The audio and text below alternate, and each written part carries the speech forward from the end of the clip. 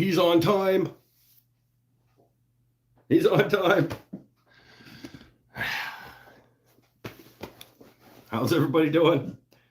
How are people who are not watching ads doing? I'll talk to the ad watching people in a minute. Malin. Tim Malin, first comment. Howdy, guy. Pinnell's here. Who else is here? Anybody else here? Nope. Everybody forgot about me. Took a week off. Everybody forgot about me. That's okay. It's okay.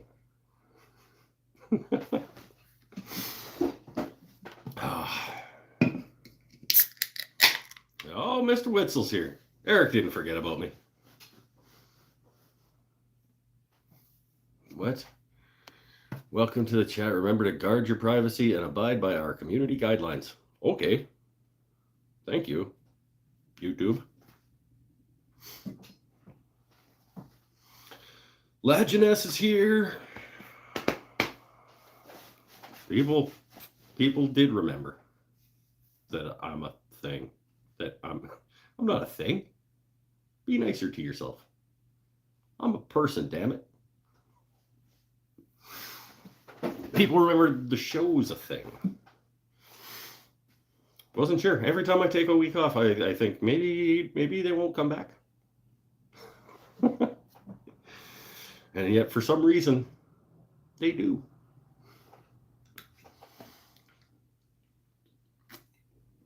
How's everybody's 2 weeks been? How's everybody's 2 weeks been? Todd says, did I finish the boxes? I finished one of the boxes. I finished one of the boxes. And it's not even really finished because I need to take the lid down to the Glowforge at work. So, I mean, it is finished in that it is a box. And it's got its little latch and its hinges. It is, I would consider this to be a finished box. I am going to put something on the top down at the Glowforge at work, but I finished one of the boxes. The other ones are like the lids are, I need to put the hardware on them. So, no, I did not finish the boxes. Yes, I finished a box, but with a caveat that it's not really done.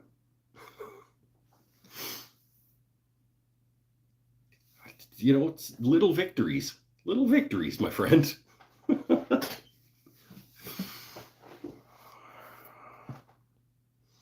Dust Collector came. Howdy, guy. Bought the mid-size Easy Wood tool set for way less thanks to Woodcraft discount. 40% off. Oh, geez. Yeah, good call. Spent most of the time the last 2 weeks working. Yeah, me too. I did get to see new Guardians of the Galaxy. Nah. No talking about Guardians. Do James Red BLO and paste wax, and you can call it finished. Well, they're finished. They have finish on them. Like they are finished.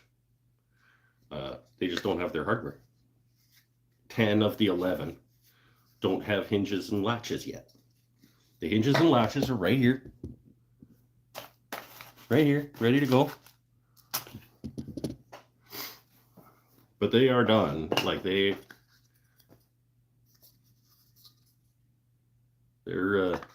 ready. This is the Moranti with red oak splines and lids. This is the red oak with the Moranti splines and lids. And I like these little catches. They're like, I'm not huge on the little butterfly hinges, but the latches I like. So a wax finish. Well, it's a lacquer, and then at the end I do buff it with a coat of the Custom Grit liquid wax. So it is a waxed finish but the base layer of finish is a couple of coats of lacquer.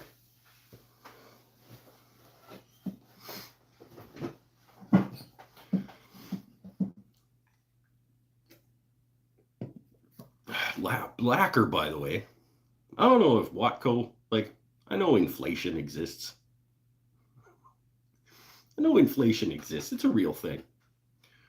But last I saw, inflation was at like its highest it's been since the 80s or something. And it was like 9% year over year.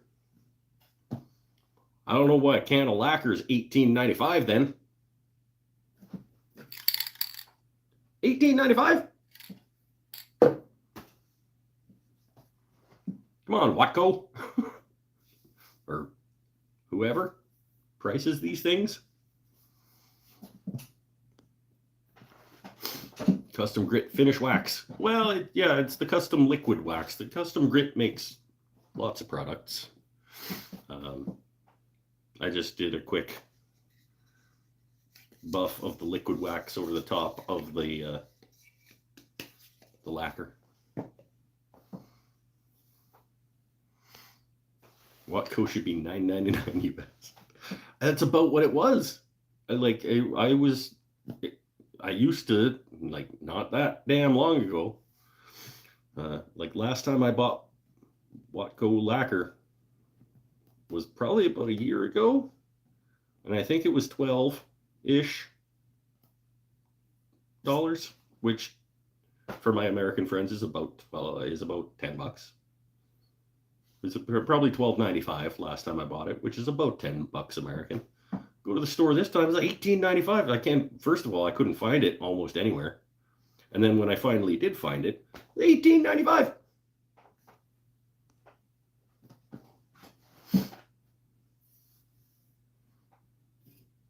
Boo. So I'm going to start keeping control of the overspray, making sure that most of it actually goes on the product.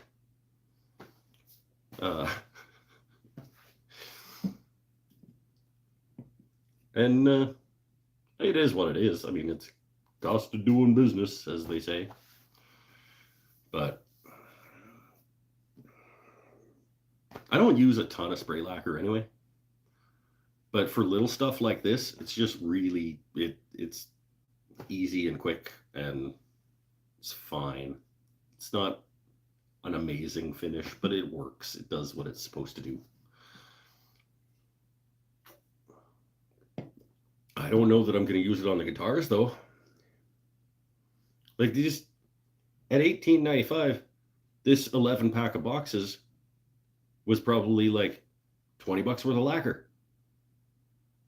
The wood was essentially free because it was all like scraps that I just wanted to get rid of. The hardware is probably like, I don't know, $1.50 per box. The finish is probably $2.25. Like, the finish should not be the most expensive part of a project.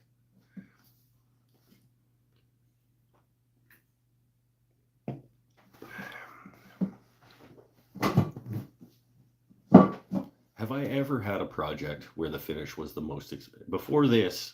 Have I ever had a project where the finish was the most expensive part of it? No, I don't think so. And I mean, okay, technically the wood wasn't free, but it was like wood that came out of a batch of wood that I got off Craigslist or something, that somebody was like, $100, come take it all. And it was like big ass chunks of wood, and I got more than my money's worth out of it. So at this point, whatever's left of that big ass batch of wood, I'm just calling free.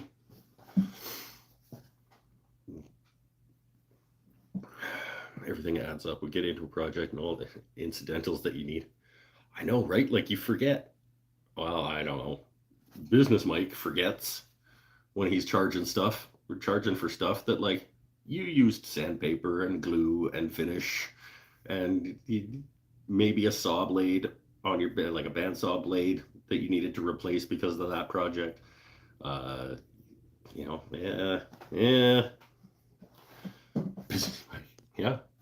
exactly. Used some very old cans of finish and paint like trash, but still on a shelf. Yeah. I need to be better at remembering all of those additional costs. I mean, if I was a smart business, Mike, I'd be charging for the electricity, like would be rolled into the cost of things, tool wear and tear, like maintenance time that I have to spend. I don't do a lot of maintenance, but some, sandpaper, finish, glue.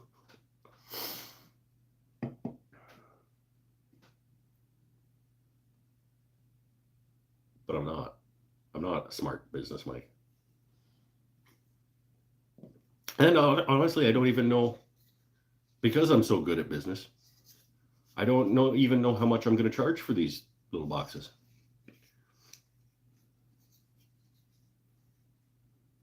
Maybe let's take a poll. You guys,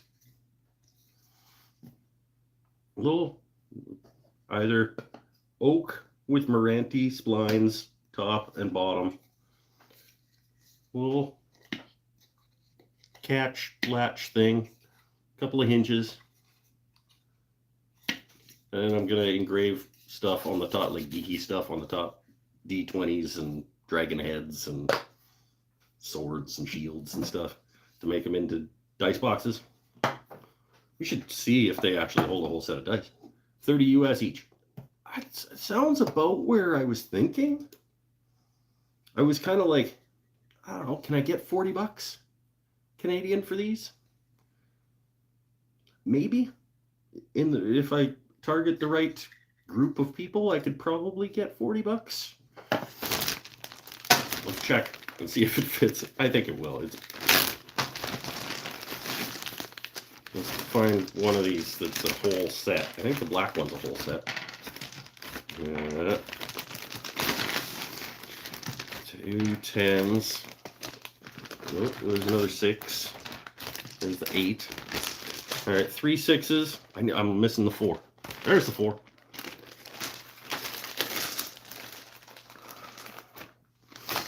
So a full set of, call them D&D dice, RPG dice, is 3 D6s at least, sometimes 4. 20 dodecahedron. 2 10s. Usually one of them is the percentage, and then a 10 to go with it. 12, 8, 4.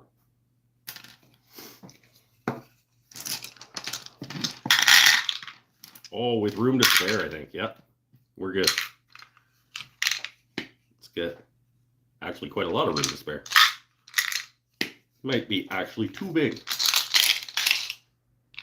Nah, people bring extra dice with them. I think it would almost hold 2 sets. Probably would hold 2 sets.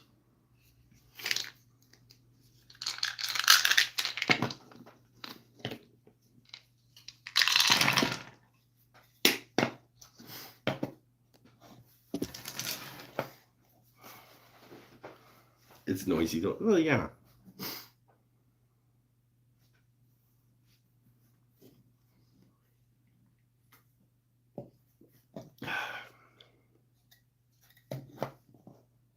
Be a roll of the dice to see if it held 2 sets. Hey-oh! Flock it? No. Don't wanna. I have flocked exactly one thing. And it's fine. I don't hate flocking. I don't really like it as a surface. And I don't really like the process. The process gets a little messy. But for certain things, yeah, a nice flocked little mini drawer in a jewelry case or something like that is okay. Beckham's up. What up, my friend? How you doing? Oh, speaking of Beckham, kinda. I really shouldn't disclose who my patrons are, but the fact that Beckham's here reminded me, because yeah, I haven't seen you for a bit, Beckham. He's here to try and win bingo, because Beckham wins things on this show. That's what he does when he shows up. And it reminded me, I was like, oh, Beckham's here. There must be something to win. And there is, in fact, because this is the first week that people have their bingo sheets. Sort of really busy at work. Well, you might miss bingo spots then. So patrons over at patreon.com/woodenthings and stuff all got emailed a personalized, well, wasn't personalized, but they're all different. Every bingo sheet that went out, the things are in different places. And if at any time during the month of May, during one live show, it has to be during the same show that you get a line. If that happens, they will win a prize.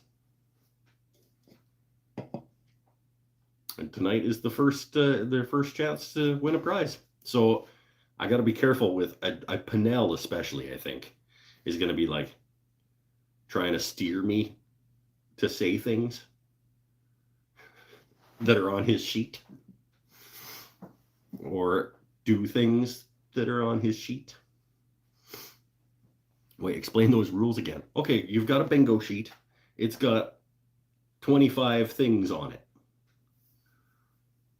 If during the course of any one show, you get a line of 5, either up and down, or side and side, or all the way across on an angle.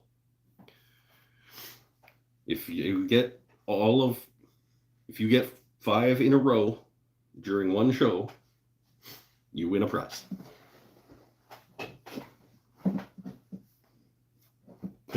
The prize is a Mike's Wooden Things and Stuff calendar. No, but I do need to send out some calendars, because I did promise that people who were at a certain level on Patreon would get a calendar. And I have to still do that, because I'm good at that kind of thing. I'm really good at that kind of thing. But I'm a man of my word. They will go out.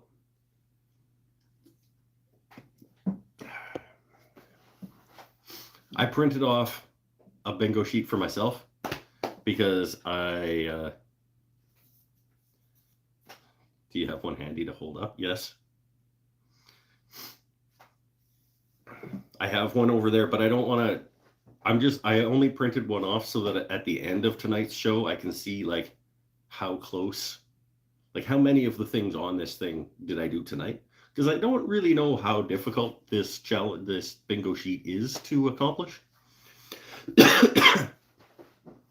Which is probably how I'm going to determine how good the prize is. Like if nobody gets 5 in a row in May, then either I will make the sheets easier going forward, or I'll make the prize better. I can't find the print button on my work computer. I have confidence in you. Call IT. I need to print this thing for work. It's totally for work. Fearsome Warrior says Control P. It probably is, actually. Random draw for a pen. Nope. The prize might be awesome. Because, like, this is a Patreon exclusive benefit. So these people pay me to do this.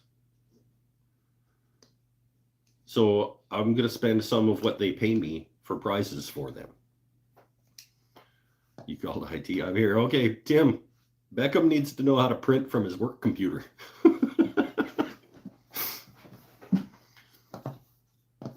Oh, if nobody wins all month, I'll do a random draw for a pen. No, I think I'm just going to carry it over. I had an idea that I might just chip in. Like, if somebody wins this month, the prize will be worth X amount of dollars. If nobody wins this month, then I'll put that X amount of dollars and carry it over to the next month, add another X number of dollars.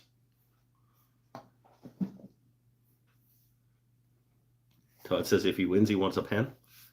I mean, that's an option. I guess I could do like, if you win, you get a choice between this or this or this worth a certain value type thing. I could do it that way.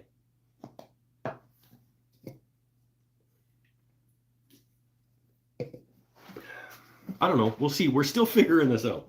Okay, this show, this whole channel is just about winging it and seeing how things work. If they work. So we'll see. I mean, maybe it's really hard to get a line, and then like it just nobody gets a line for like 3 or 4 months. And then when somebody finally does, like I send them a plane. Or, you know, $100, $100 gift card at Lee Valley or something, you know. Oh, then I wouldn't have to pay for shipping, because it would be like an gift card. Which plane from the wall behind me? See, I told you he was going to do that. I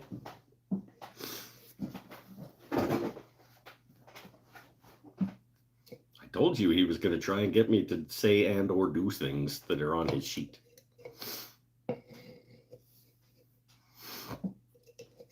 Tim wants a Lee Nielsen bronze 4.5. So do I, my friend.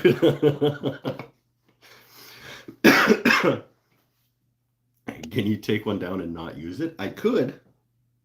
I could take one down and not use it. And I'm not going to intentionally not do that. But the more you try to get me to do things, the more I'm going to resist. So just let things happen.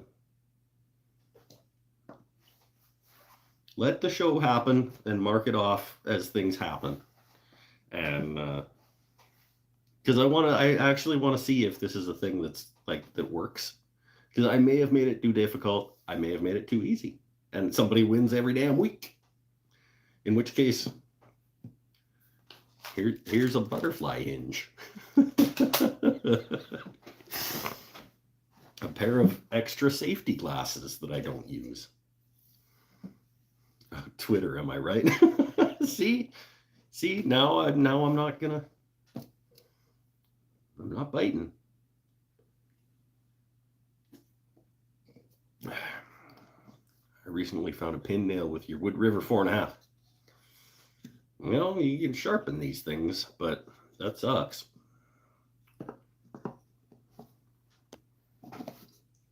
What's the video game where the little guy has a sword? Don't, guys. It's supposed to be all in good fun and like just throughout natural conversation and stuff.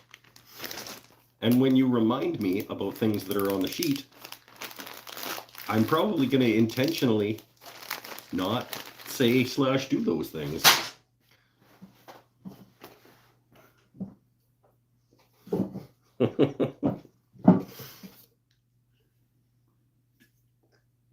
I'm telling you, the more that you remind me what's on that sheet, the more I'm going to try to not do that. So maybe don't. It's not in your best interest to try and direct me into saying / doing those things. I did figure out how to make a work sharp cut faster. Spray the underside with Windex. What's a work sharp?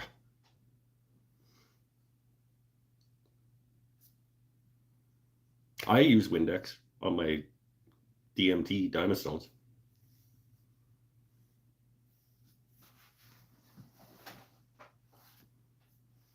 That is my sharpening fluid of choice, is Windex. Work Sharp 3000. Is that like kind of a Tormek kind of deal? Oh, that's the one with like the sandpaper. It's like a horizontal sandpaper deal. And Looks like a new beer. Nope, this is the old standard. Horizontal CBN wheel. Oh, okay. I was picturing it going this way as opposed to a Tormek that does this way. I thought there were like sticky back sandpaper discs on the Work Sharp.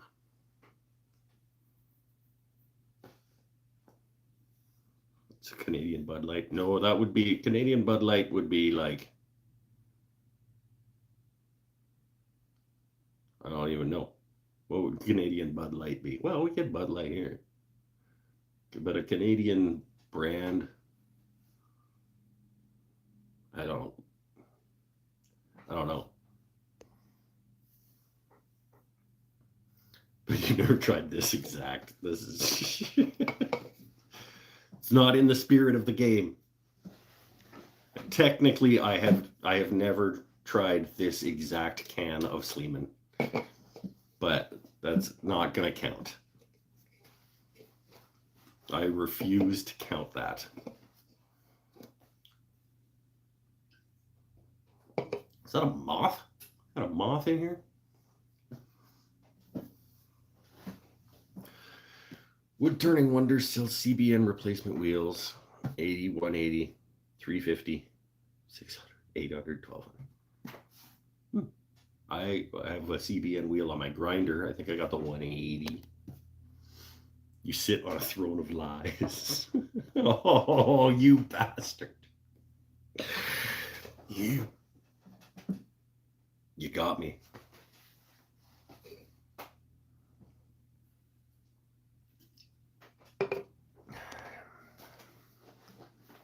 Labatt Blue, yes. Okay, maybe that would be the Canadian Bud Light.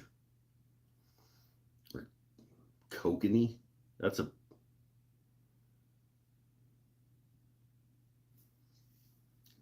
yeah.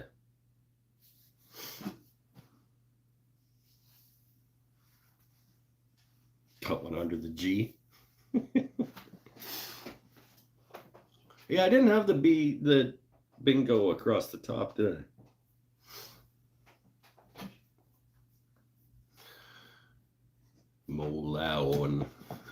Molson, I think you mean, is the beer they drink in the Strange Brew. Yeah, Molson makes a beer called Molson Canadian, and that's pretty gross. So maybe that could be. It's pretty gross and pretty light, and yeah. Molson actually owns. They might own Sleeman. I don't actually. Maybe they do. Sleeman got bought by one of those major companies a few years ago, probably a decade ago now. What makes it Canadian? They're just trying to play off the Patriots.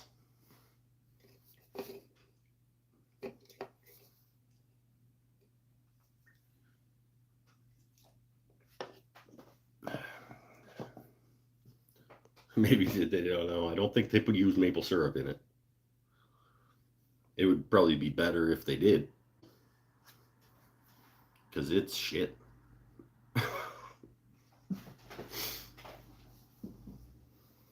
Yes, check one for another company that will never sponsor the show. Oh, that sucks if they make Sleeman. Because I would take a Sleeman sponsorship.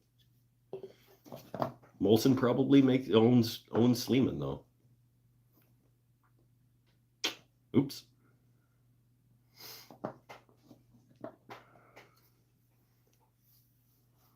I've had Labatt Blue. I feel bad for you. Which is better, Canadian beer or Canadian Bud? Well, you can't really answer that because there's bad versions of both of that.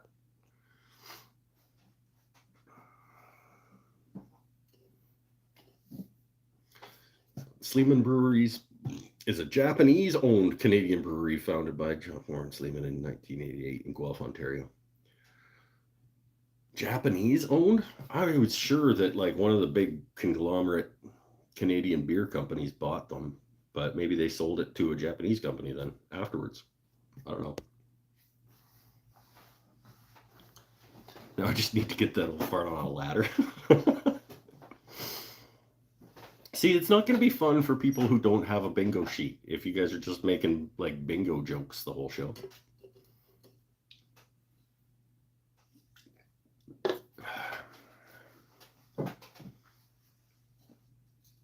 It's probably not fun for them anyway.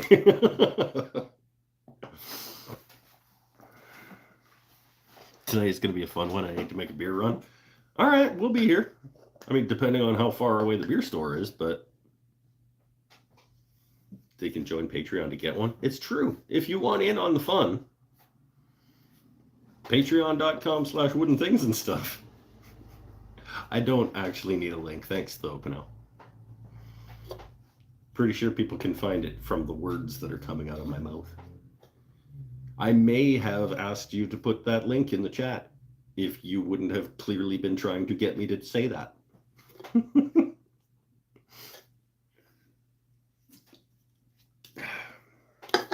Beer.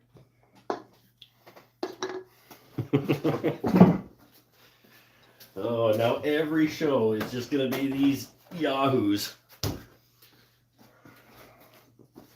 trying to get squares.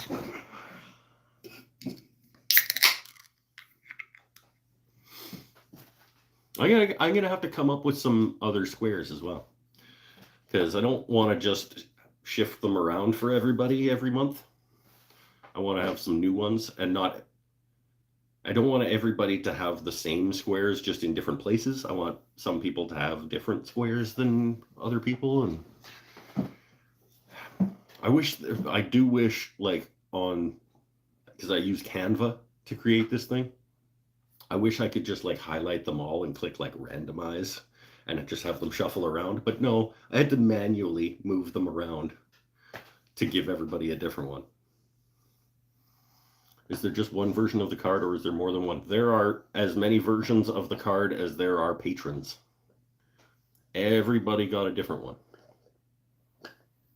They all got the same things on their card, but everybody's card is different in terms of where those things are. Make it in Excel? I don't know how to do that.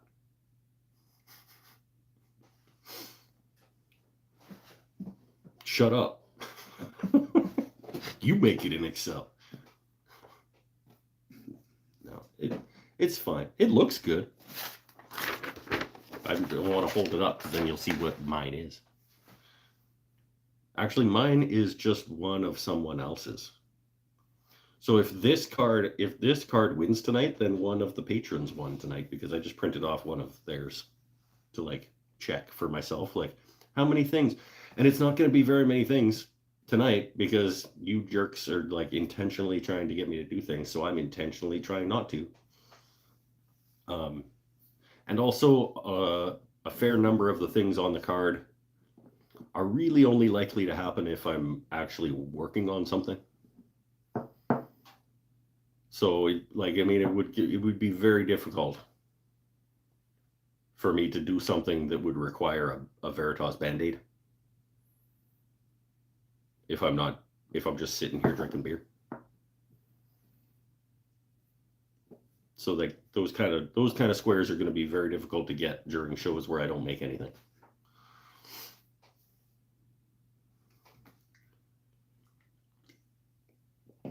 So I can almost guarantee that tonight nobody will get a line. Partially, and it's partially your own fault.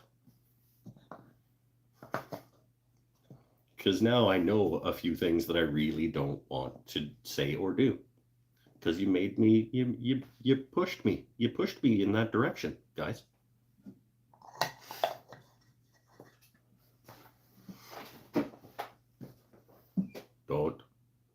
Don't push me. However, I could actually make something. Because I have one only bottle stopper bottle stopper nib hardware kit.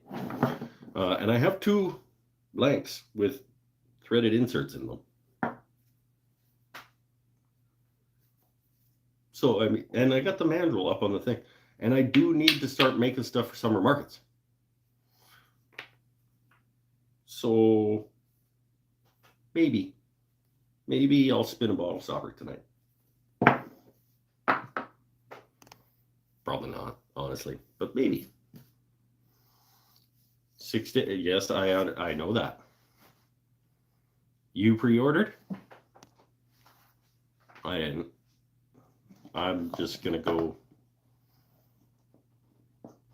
see if I can find it somewhere. And that doesn't count either. Distract with main topics. How is the shop stool going? It's still over there in dry fit, pre-curved. It's the legs and slats are cut and the joinery's cut, and it is a ways to go still, but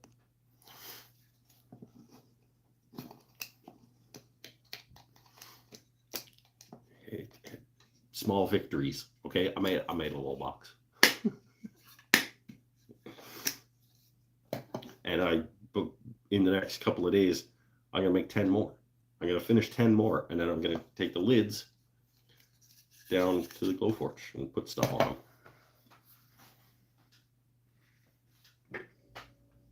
I don't know if you guys are on Instagram, all of you, but I did finish another thing. The thing that we started 2 weeks ago. Well, not that particular one, but remember we did a painting? We painted a couple of weeks ago. I did another one of those and actually finished it and took it down to the shop to auction off for kids' charities and stuff. And that is a completed project. I've now done 2. This is my second completed project this year. Is that actually true? Have I not? No, it isn't true, because I have done some things for work. Like for the shop. Custom work that people have come in and commissioned me for and stuff. But they're just little things. They're like fixing wooden picture frames and stuff like that.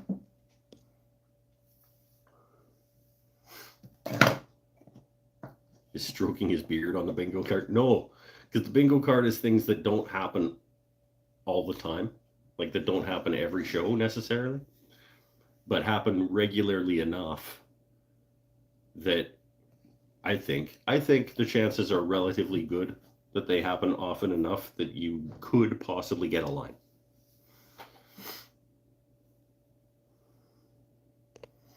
What else is there? Pen stoppers, a new shop cabinet on the horizon. Buy the big shoulder plane. Dice boxes. I'm missing a big one that I can't recall. What are we even talking about? Stuff that I do? I don't, shop cabinet eventually, but like 3 guitars. I gotta finish. Isn't Instagram the worst? Instagram's the best. It's my favorite. Cheers to Instagram. You know what? All the social medias are the best.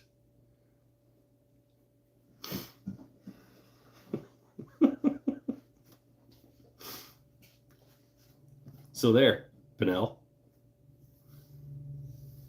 Has anyone heard from Paul Waldrop tonight? Is he here? I have heard from Paul Waldrop tonight, and no, he's not here. Dude messages me when he's either gonna be not here or like probably gonna be late. He like fires me a message before the show. He's like, I'm not sure if I'm gonna make it tonight, man. Like, you don't need to tell me, but thank you. Like, appreciate it.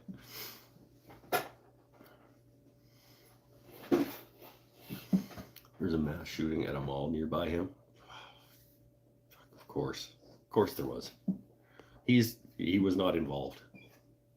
I talked to him like literally 5 minutes before I went live. Don't think Paul came to the Saturday ones? Yeah, no, he did. He's been pretty consistent since he started coming. He's one of the more consistent ones.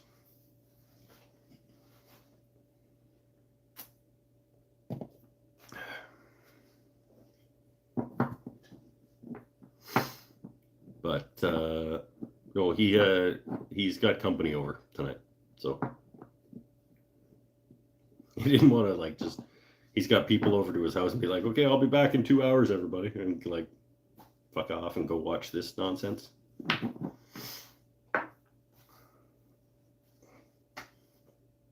Oh, it'd be pretty rude.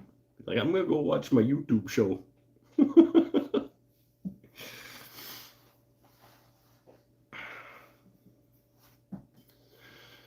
Oh, what's everybody making? Pinnell's making a fire in his yard. Was that old tree? Was that tree that came down in the storm that you were burning today? Pinnell? How was Chris's journey with the shop wall? Yeah, we could ask him that one too. Did you get the garbergola finished and the roof on it and everything? Good evening, guys. Kapla's back. Look out. The guitars are not coming along. They have not progressed. Small victories, okay? I finished a box. I finished a box and I finished an art. And I no longer feel slumpy, like shop funky. Like I feel like I can get back into the guitars and the shop stool and the other things.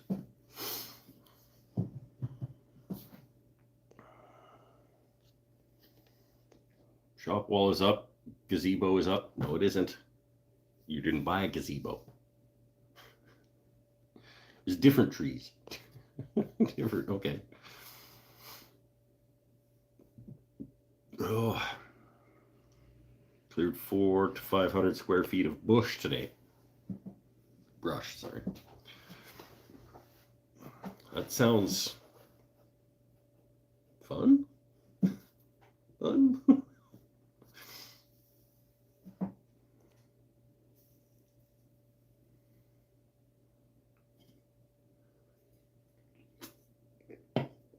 He's usually here on Saturdays when I'm here. Well, yeah, it's Saturday right now. What are you talking about? He doesn't come on Saturdays.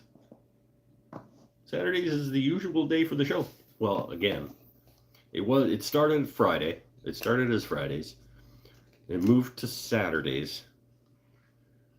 Moved to Mondays, and then moved back to Saturdays.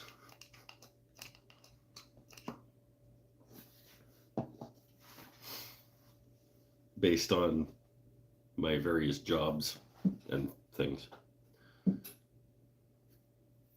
Ticks live on brush, trying to keep ticks off kids. It's a good plan.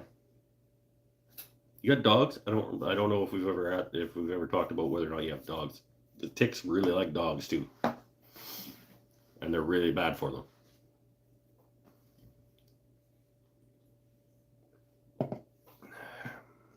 I feel like we would have talked about you having a dog if you had a dog. No animals. Yeah. Well, got a couple animals.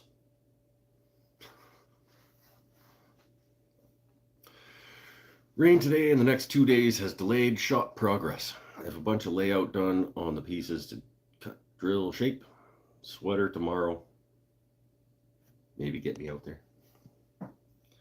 I'm looking forward to getting back into the guitars and the shop stool.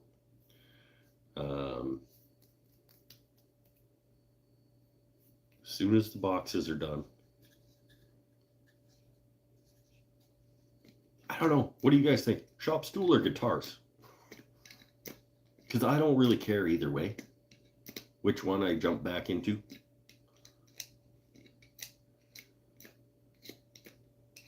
I forget if Saturdays were the rare bonus days. They were. When I was doing the Monday, when Monday was the regular show, once in a while I was doing a bonus Saturday. Finish the stool. I know. It is the most inconvenient thing to have sitting over there and just being in my way. This like partially made structure sitting over there being a nuisance.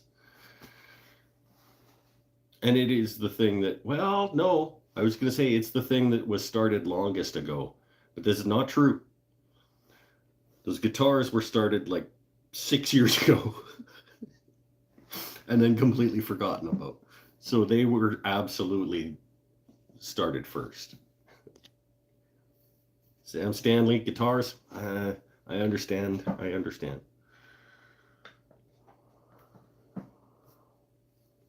If you finish the stool, it'll be off your back, then you can feel a sense of accomplishment. Well, I could feel a sense of accomplishment if I finished anything. I feel a sense of accomplishment from finishing this little box. Right now in my life, like this actually made me very happy to finish, to add this hardware to this thing and have it be a functioning opening and closing and latching little box.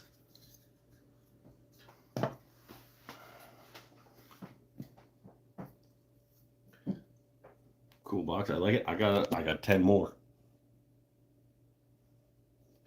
Just waiting for hardware.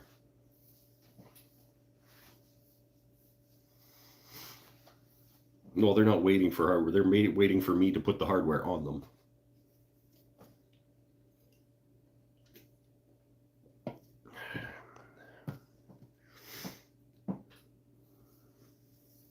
Which hopefully, I don't know, I might not, because it's kind of going to be a hassle.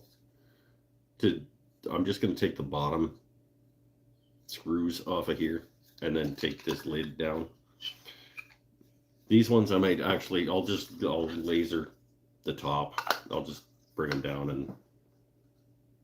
and then I'll put the hardware on them after I do them. Why all light woods? Well, they're not really. This one is a Meranti. It's not super light, relatively speaking.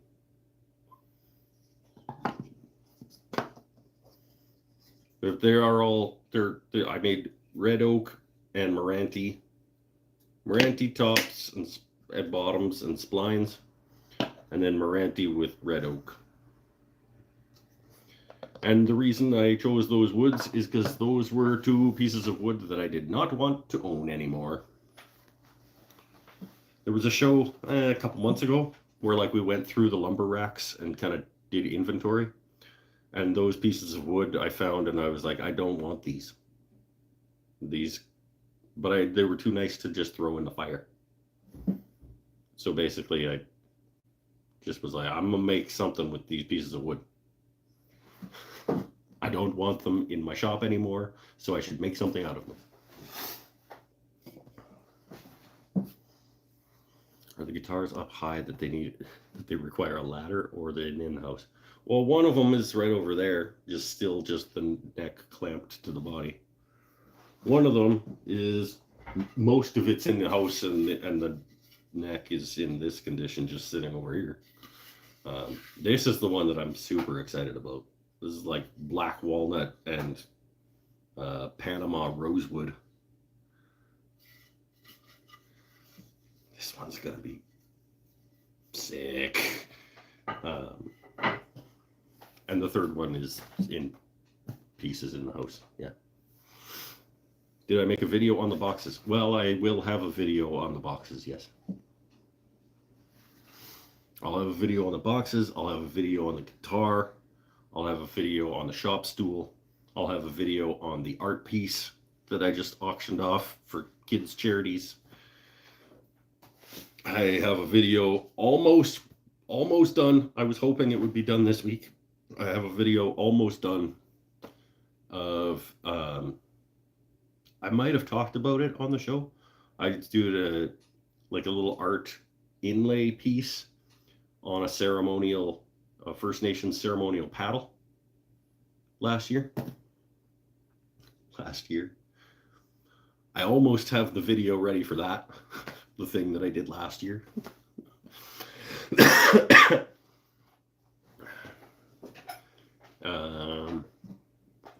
Yeah, there are videos coming eventually. I still haven't had an edited project video released this year. My last edited video was my 2023 shop resolutions that I released on January 1st. Didn't you work on it on the show? I don't think so. I don't think so. Closest purveyor of alcohol is 11 houses at an intersection. But they were out of black and tan, so I had to go to the other 13 houses and a park and an intersection. So you have 2 liquor stores relatively close. Nothing interesting happened.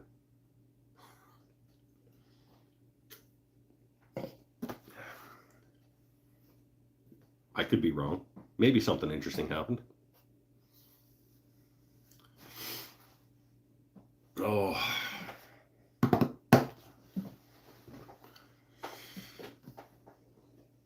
No. Should we make a bottle stopper?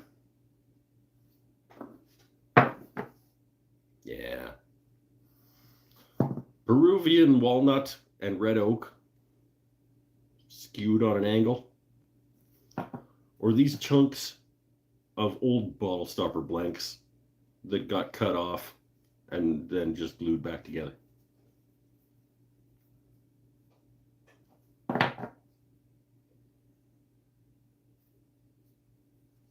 I had no idea what that's going to look like, but could fall apart.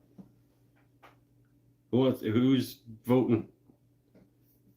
Chunks of chunks or Peruvian walnut and oak? I'll make a bottle stopper with my last bottle stopper kit. I got to order some more of those because those are the types of things that sell at markets. The cheaper you can make stuff to sell, the more of it you're going to sell.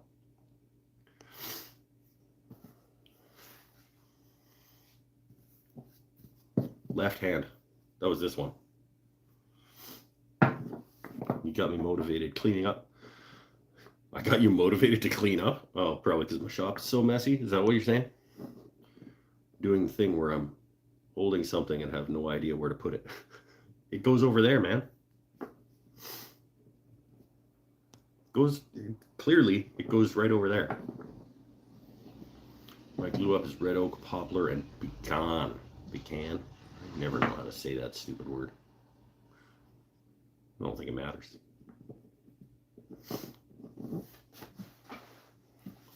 I have one bottle stopper kit, and I don't know whether to do the chunks of chunks or these ones look really sick. I've done a couple of these ones before, and they look awesome. So I know that this one's going to be cool. I don't know if this one's going to be cool. It is cherry, Purple Heart. That's a chunk of sapele. Mostly cherry, Purple Heart, and a little maple in through here. Little strips of Purple Heart. And that'll be a sapele strip in there, I think.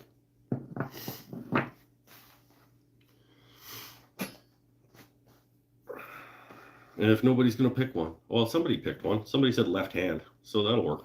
I guess we'll do this one. If it looks shitty, we'll just do this one too. Come on. Oh, he's doing something on the show. I haven't been over here for a while.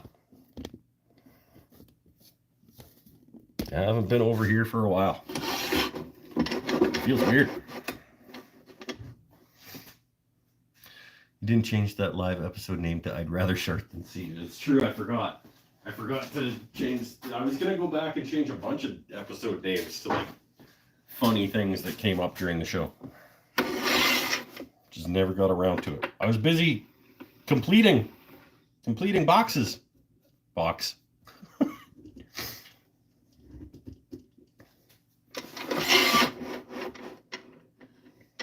Shut up. I was completing a box.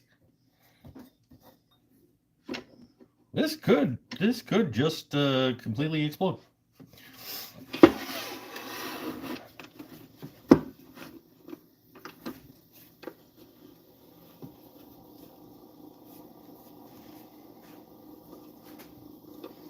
I made it just in time for whatever is going on. Yes, you absolutely did.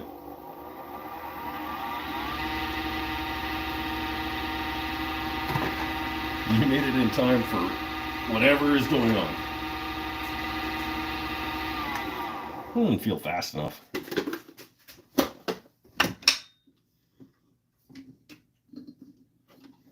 Go up top gear.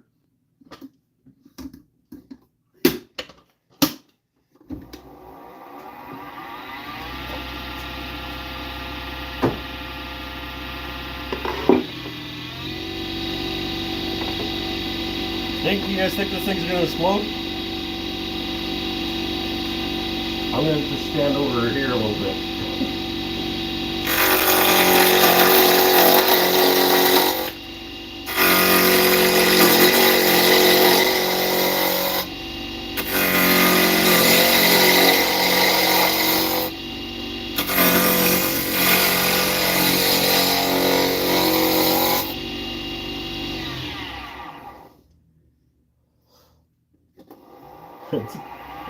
It might look really, really bad.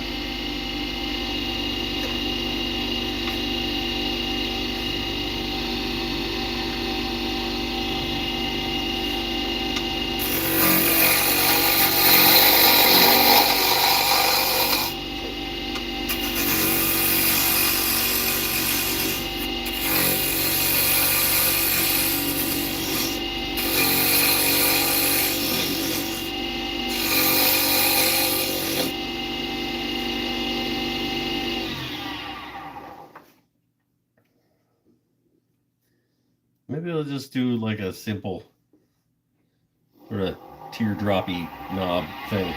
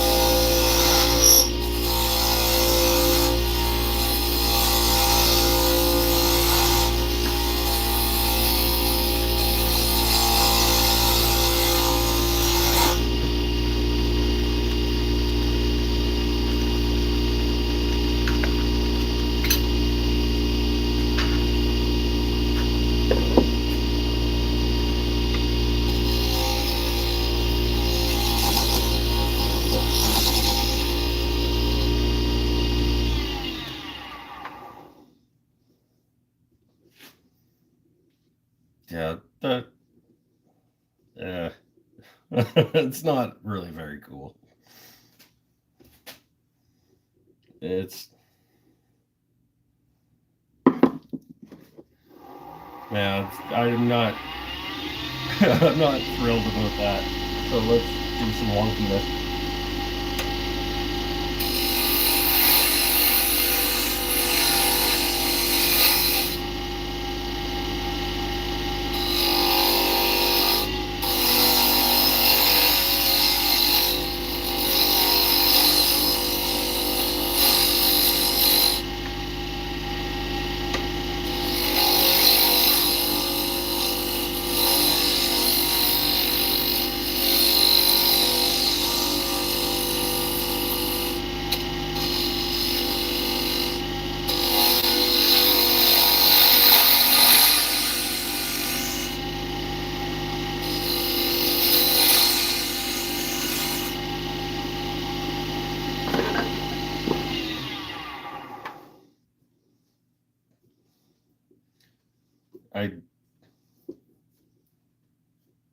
I don't know. Honestly, I have no idea.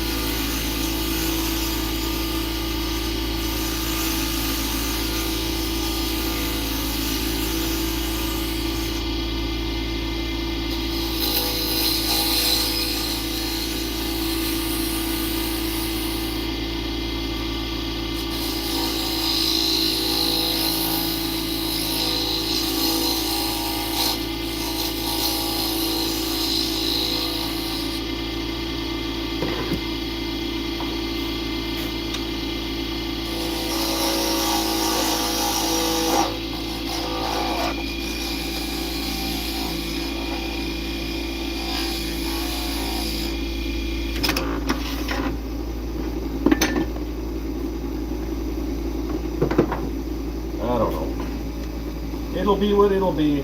It was just scrap.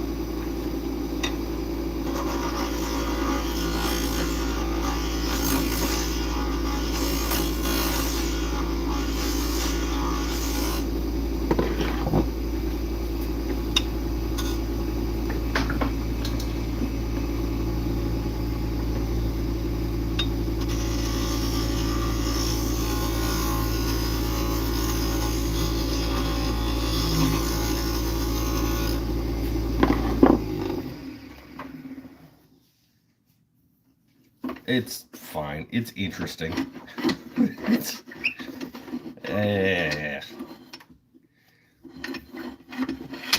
fine. I'm turning again. Feels like it has been a really long time. I even have sandpaper. I probably don't have the right kinds of sandpaper. Nope.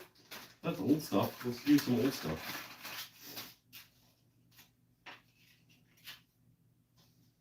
Yeah. Yeah. Yeah. All right.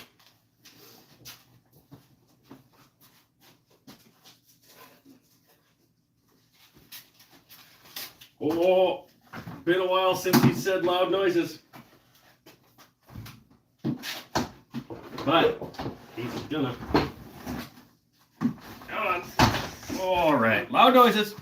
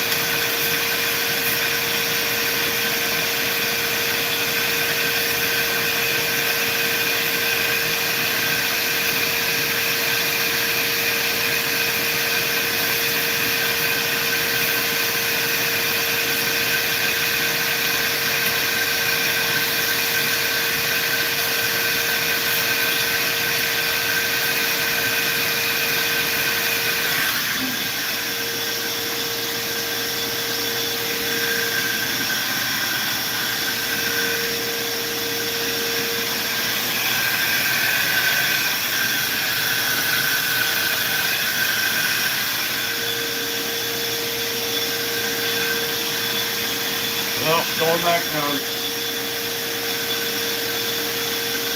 Currently, I suck at turning. It's been a long time, so I don't really. It's not really a surprise.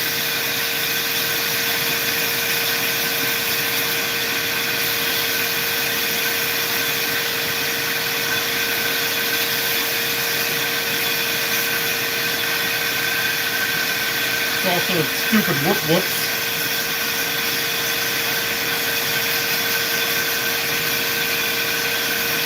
They're hard to stand.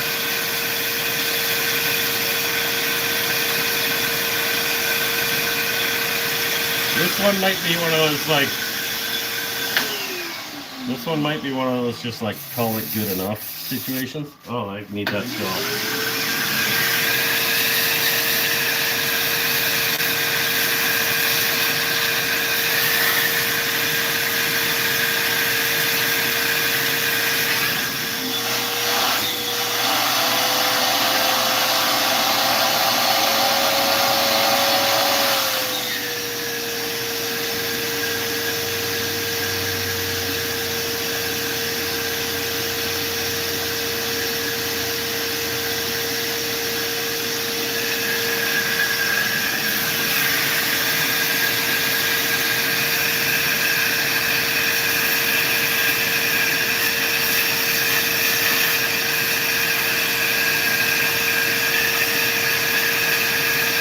I might skip too high. Yeah, this one's gonna be a call it good enough situation, I think.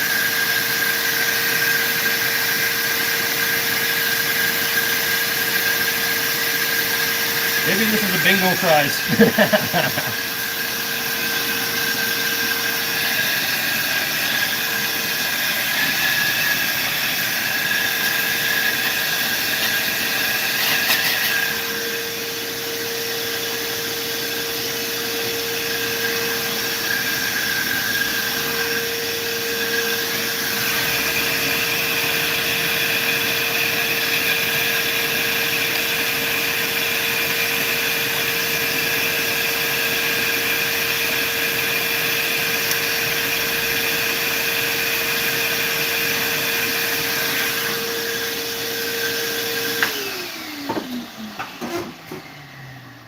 Finish it up with the custom high-speed crayon.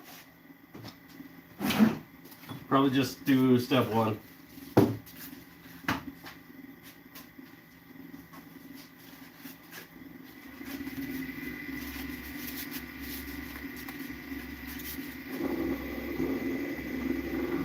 Because that'll be plenty for a thing that we're just doing to be doing something, and that we're calling good enough. Because we're doing something to be doing something.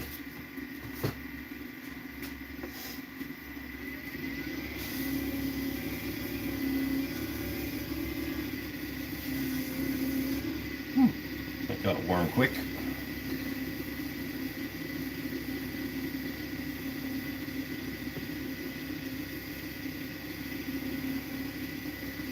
I believe that was the custom high-speed. Yes. Yes, that was, in fact, the custom high-speed crayon song. And yeah, I forgot that was a thing that was on the bingo sheet. See, if we just let things happen, instead of forcing them,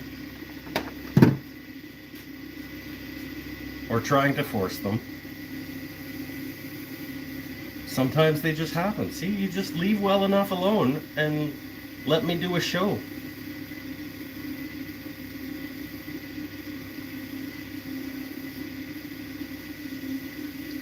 I don't hate the shape. I don't think that the blank itself, I don't think was really that great. And it was literally just like when I made my last batch of bottle stoppers, those were just like, all of these are this much too long, I'm just going to chop the ends off of all of them. And then I just glued 3 of them back together. So there was no harm in trying it, but I don't think that it's going to be super rad looking.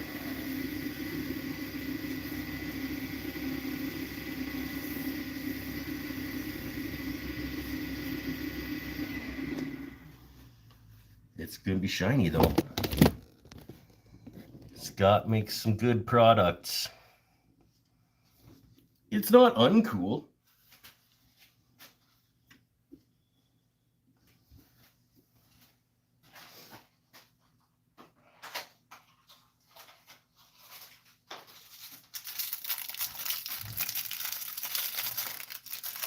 Like, it's okay. Somebody will like it enough to buy it.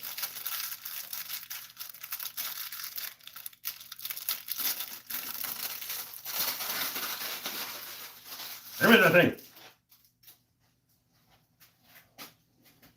It's a little warm from the, there we go. Oh, a little bit of the liquid wax on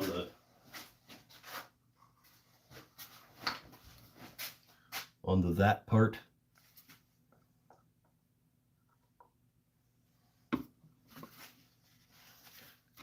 Got some liquid wax.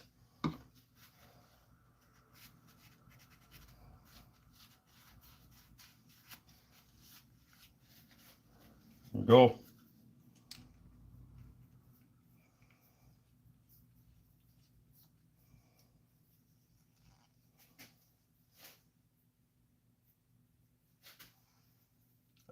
Yeah, I don't hate it.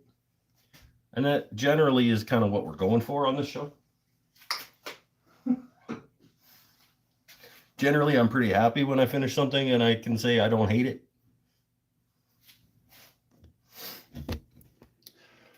If you can show your grinder setup, well, I can, but it's just a CBN wheel on one side and the standard, it's a Rikon low speed. It's the 80H80-805 half horsepower.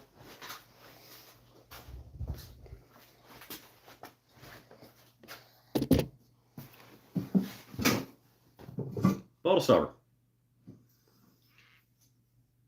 We made a thing. Look at that. It's been a while. I don't hate it. It's interesting, but it's not as cool as I was hoping it would be when I glued the blank together. I was like, oh, this will be neat. Just like the top thing, and I'll offset them. And it's... Is there a standard height for a bottle stopper? I don't know. I don't do standard heights. This one is this big.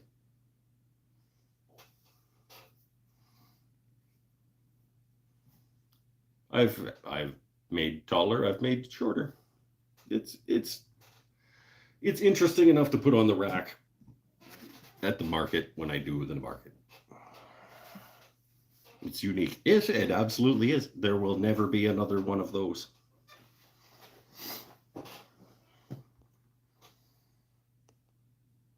Those wood threads or an insert, little brass threaded insert things. I tried threading wood. The first time I ever made a bottle stopper, I got the thing to thread the wood, and I broke so many threads that I was like, no, this is stupid. Just buy the little brass dealies. Meh. Drill a hole, pound them in. Meh.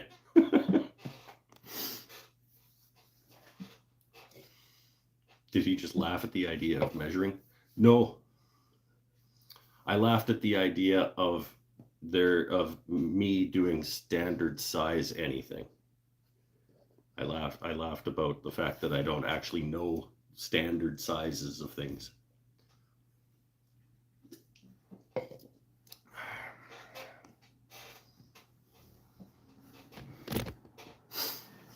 I had no idea what it was until he screwed it on. Keep you on your toes then. I had one of the jigs for sharpening turning tools on your grinder. I do have one of those. I own it. I purchased it with my own money. And it's still in the box over in the corner. So I have that. I have a Wolverine lathe tool sharpening jig. I own it.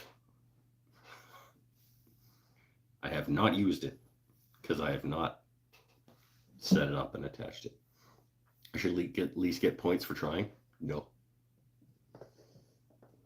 No, you should get negative points for trying is what should happen.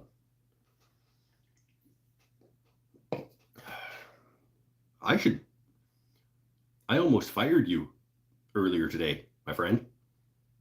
I almost said, you know what, friend's off. This guy sends me a picture like with a caption on it that's like, "This is the life" or something. And he's got a plate of breakfast food sitting beside a fire in his backyard, bright sunny day. And I'm like, yeah, that is pretty cool life. Like sitting beside a fire with breakfast food. But it's like scrambled eggs and bacon and toast. And I was like, well, first of all, you need more bacon. And second of all, you should have some hash browns with that breakfast food. You know what this guy says to me? This guy says, not really a fan of hash browns.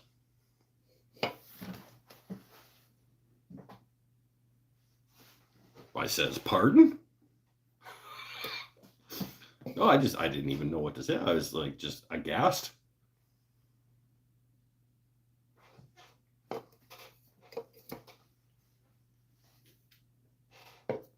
Not a fan of hash browns, he says.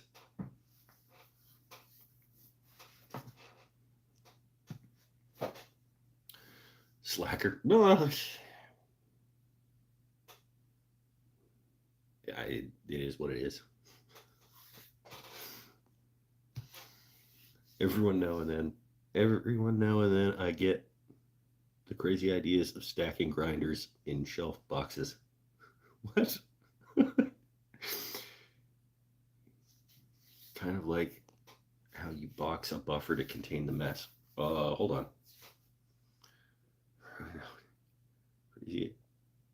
Stacking grinders in shelf boxes. Not catching it. Like you see grinder over grinder on like shelves, and you'd have different grits on each wheel or something. That would be cool. I don't know if that's what you're actually trying to say, but that would be interesting. All right, later, Kapla.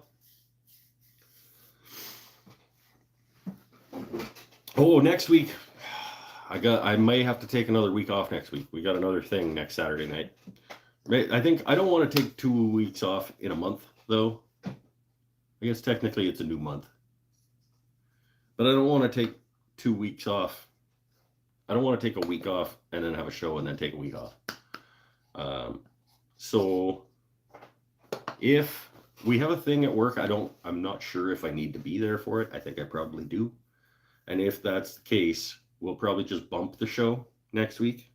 And we'll do it on a different night. We'll either do it on... No, we'll probably do it Monday. I would guess. Crazy thought, post a video. You know what, Todd? There will be an edited project video at some point.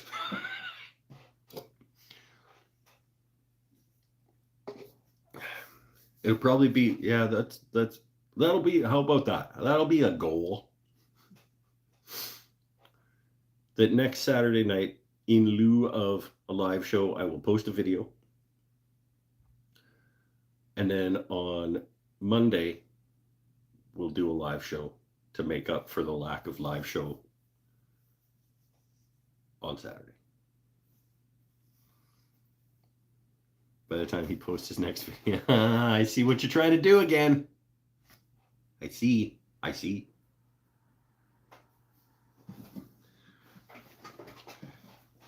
don't know.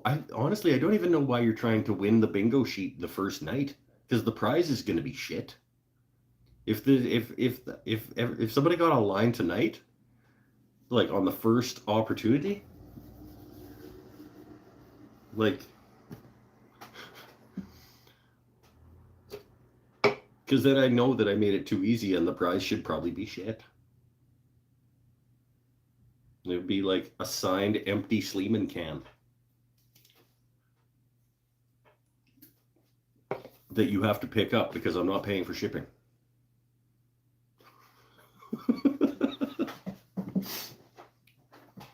Sign it with a Sharpie. I'll just leave it on my doorstep. There's your prize.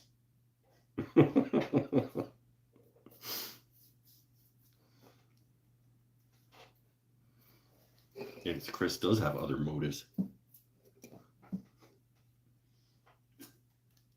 It's kind of fun, but he's kind of ruining the fun for everybody else because he's probably going to ensure that if he keeps at it, like he's going to ensure that nobody wins because I'm going to go out of my way. Every time somebody reminds me of something that's on the sheet, I am going to go out of my way to not do or say that thing. If you just let it happen, it's possible. I designed the game so that it was possible but not probable for you to win.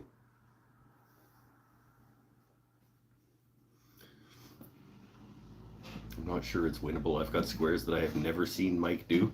There are no squares that I have never done.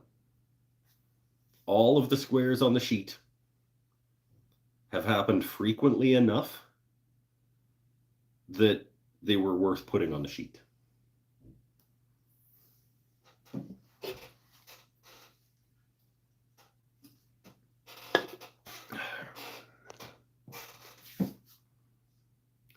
I didn't remind you to vacuum your beard. Did it? Yes, I did. Hold the vacuum with my beard. See? Just let things happen, and eventually you might get 5 in a row. If you start trying to convince me to do stuff or talking me into stuff or getting me to say stuff, chances are not good. And you're wrecking everybody else's chances too, Pinnell. I probably at some point would have talked about that video game tonight. But I'm not going to now. Because you reminded me that that was on the sheet.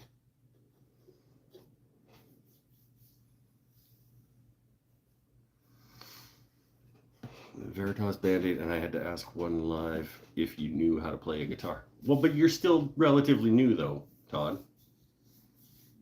Like, I used to play guitar relatively frequently, and Veritas Band-Aid, have I ever had to put one on during the show?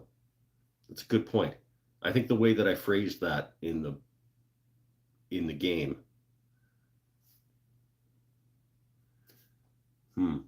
I may have, yeah, you're right. I may not have ever actually applied a Veritas Band-Aid during a show. Pinnell would know better than me, though. I'll make an announcement, an official announcement to change that box to Mike applies or is wearing a Veritas Band-Aid. Because it's not infrequent that I have one on one of my fingers, but I don't know that I've ever actually put one on because I did something live on the show. You tend to start a show wearing it, and you describe why I'm wearing it. Yeah, okay, we'll change that square. So the Veritas Band-Aid square is actually like Mike wears, as opposed to Mike puts on a Veritas Band-Aid, it'll be Mike wears a Veritas Band-Aid. It's all good, this is fun. Yeah. We try to enjoy ourselves.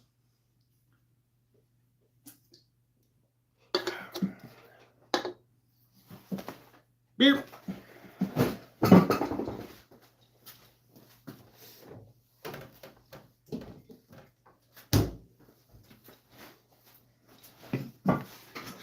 Oh, made a thing. Yeah, I made a thing. I don't hate it. It's okay. Should have done the other one. And I will eventually. I gotta order a bunch more bottle stoppers. Because they sell pretty good. Somebody was asking a few weeks ago, maybe 2 weeks ago, maybe the last show. Somebody was asking me what my best selling thing is. And I said slimline pens, which is like Yeah, by far. The second best seller that I make is bottle stoppers.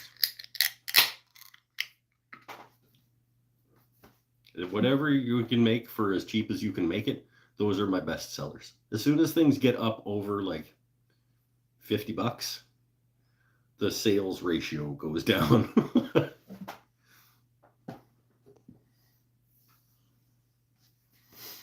Should do a live show on May 15th as it's the anniversary. The anniversary of what? The anniversary. The anniversary of the first live show? I mean, I suppose I could check my Mike's Wooden Things and Stuff calendar.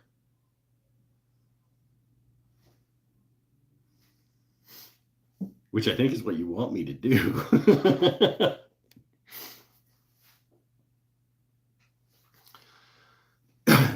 That's why I was surprised it was the pen.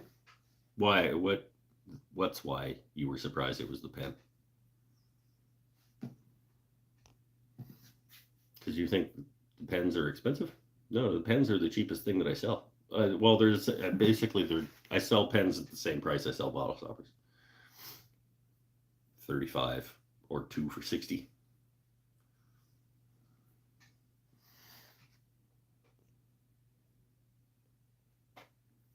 $40 price point. Oh yeah, no, I sell slimline pens at $35 or 2 for 60.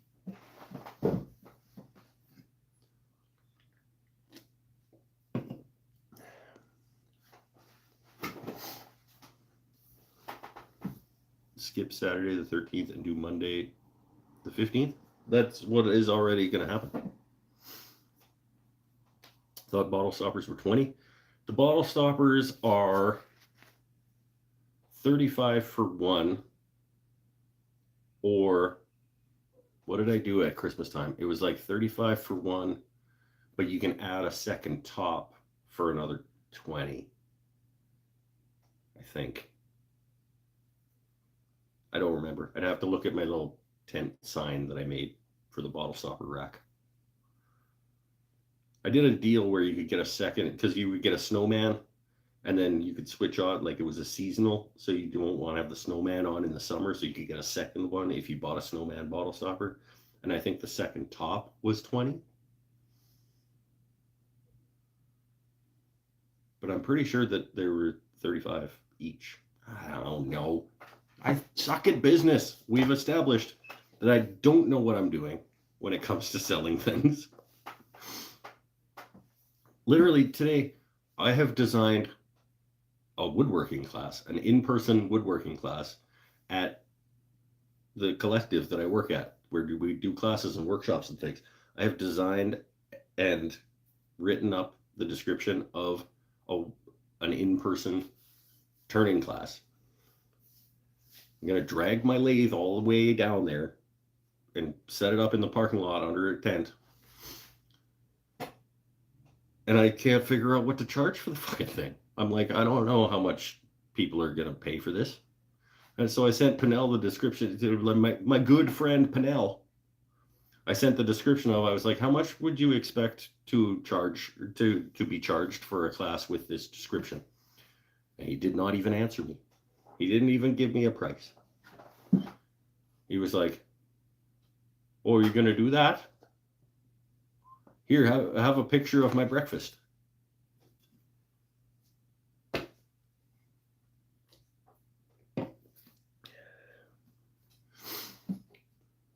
Woodcraft and Rockler do that. What do they charge?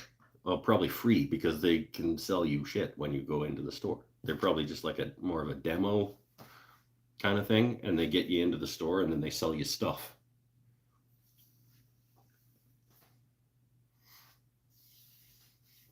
Where's Paul when you need him?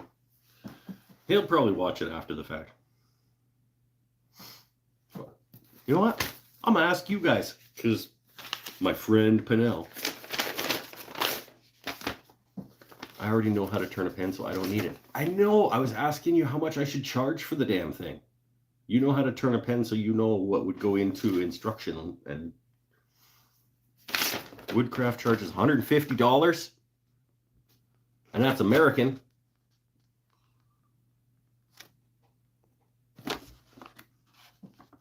Intro to lathes and my woodcraft is 120 US.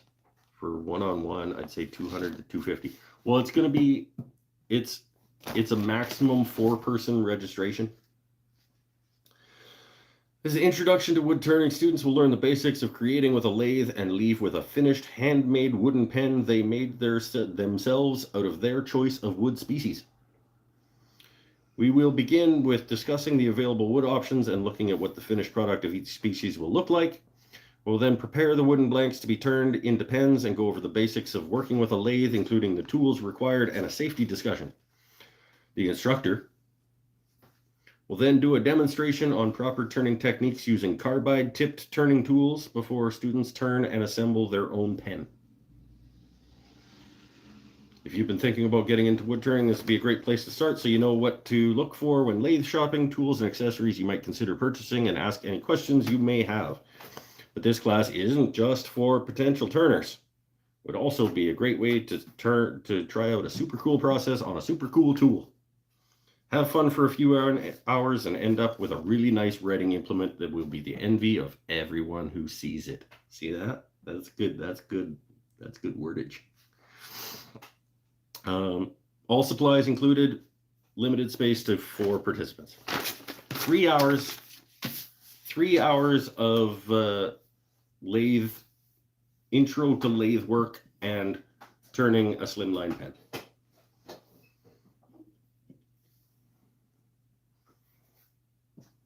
Mark Adams School of Woodworking charges $950. Yeah, I don't think you're just going to Mark Adams for 3 hours to turn a pen.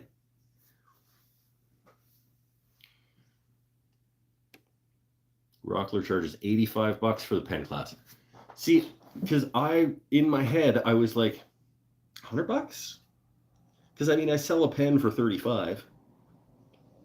You can come and learn how to make your own and make your own for an extra $65 and enjoy the process and learn something. But maybe 120, 130 might be a better. Well, but that's what I want to get paid, and then she takes some for doing all the advertising and scheduling and registering and all that stuff. So I don't know.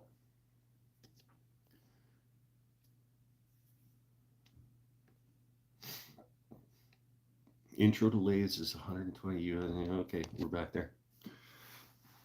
Do I have any extra fees such as liability insurance for each student? I do not. This is why I am not doing them in my shop. I am doing them as an instructor at her shop because she has all of the liability and insurance and things for participation in classes and whatever.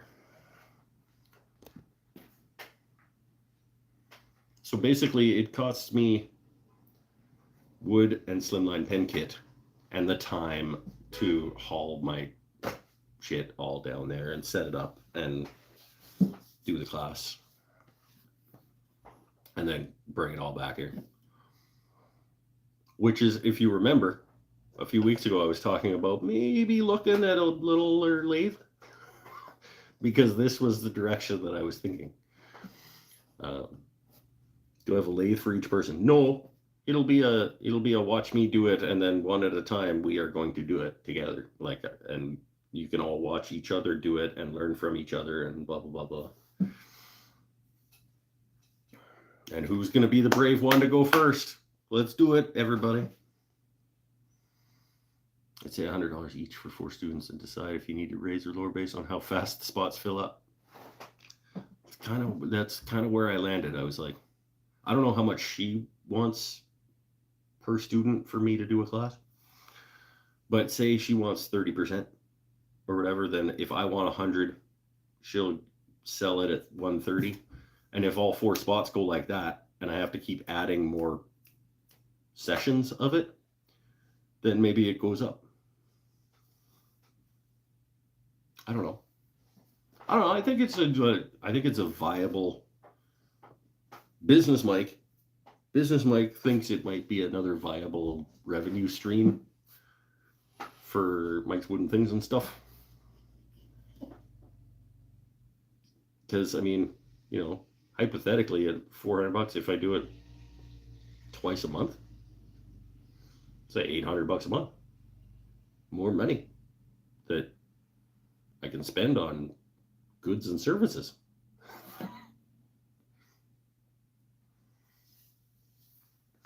$30% of $130 is $39.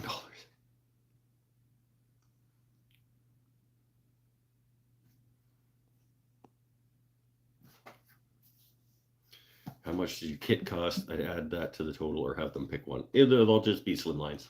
So they're, I don't know, after shipping and taxes and duty and stuff, when I get them in the 60 from Penn State Industries, I think they come out to like $3.50, $4 each.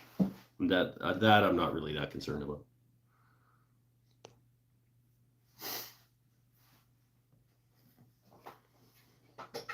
It's mainly just like, is it worth the effort to haul a bunch of shit down there, set up to do a class? And I mean, 3 hours is not 3 hours of my time plus probably an hour before and an hour after. So that's like 5 hours of work. If only one person signs up for this thing and I'm making $100, that's $20 an hour. That's less than I like to get paid. But if all 4 people sign up for it, if all 4 spots fill, it would be worth doing.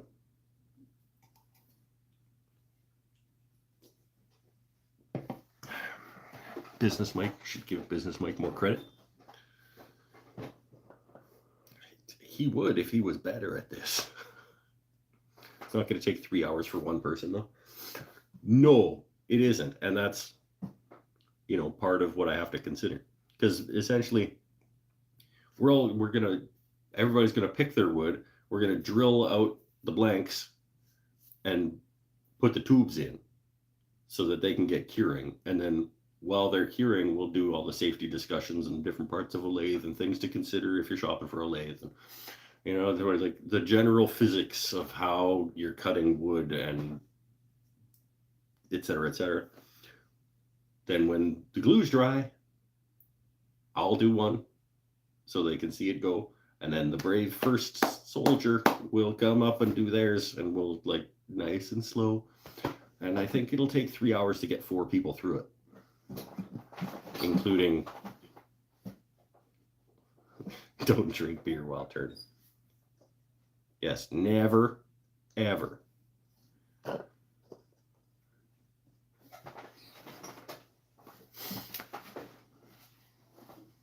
There are very serious safety rules, everyone. First one is stay focused. Don't get distracted. Stay laser focused on what you're doing. Rule number 2, no alcohol.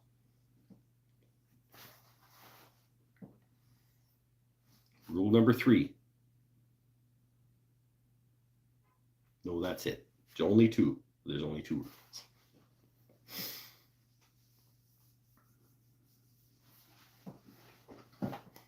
I don't know. It's an idea that I had that I think may be viable. Maybe I'll try it. Maybe I'll plan a couple of sessions of it and nobody signs up and I don't do it. But maybe it goes gangbusters and tiny piece of wood in my eyeball is what I'm most afraid of myself. That's why you get a thing that keeps them from going in there.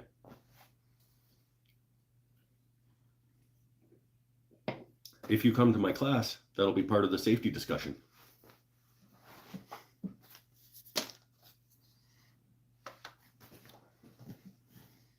So I expect everyone to register and come up to Campbell River, BC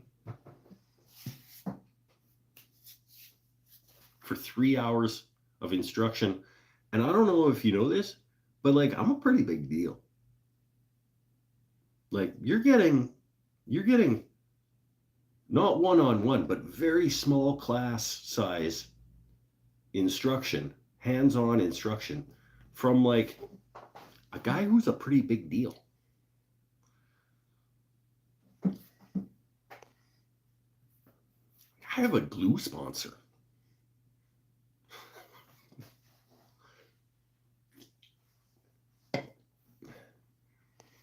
There was a guy that told us all of his eyebrow protection is the biggest safety rule. Norm something. I think I've heard about him. He used to have a show in the States.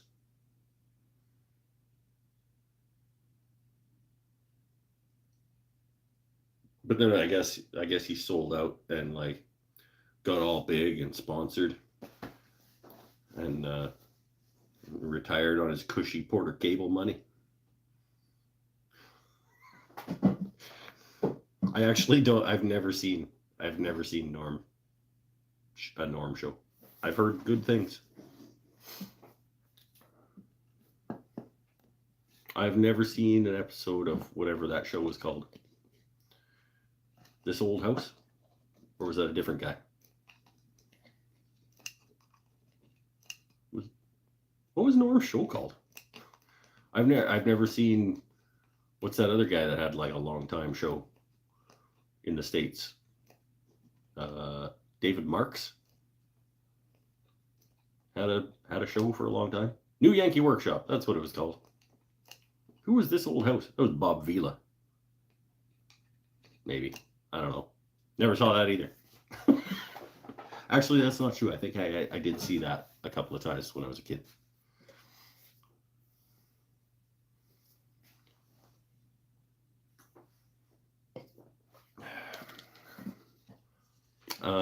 That hand tool guy with the mustache. Never watched his show until I found it on YouTube.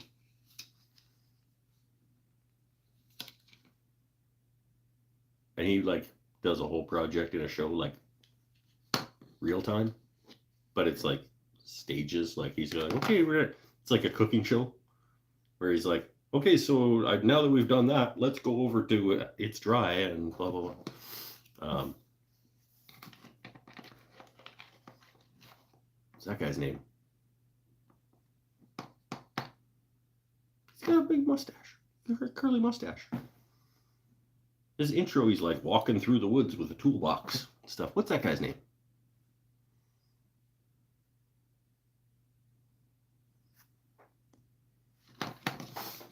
Bob Barker. Nope.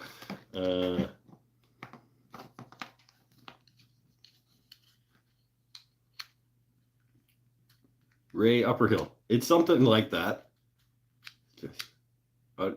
Underhill? Roy, I think. Underhill? I don't know.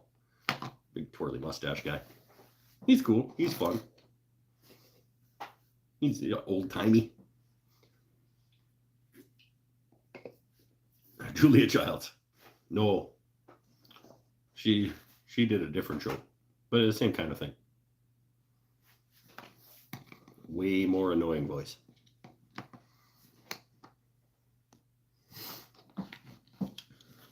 My mom watched a lot of cooking shows when I was a kid. I think my favorite when I was growing up, because my mom was watching cooking shows, I think my favorite one was the Cajun guy. Just because he sounded funny. And I was a kid, so that was cool. There was a Cajun guy that did a cooking show. He just said stuff like, I guarantee, kind of. He was Cajun-y.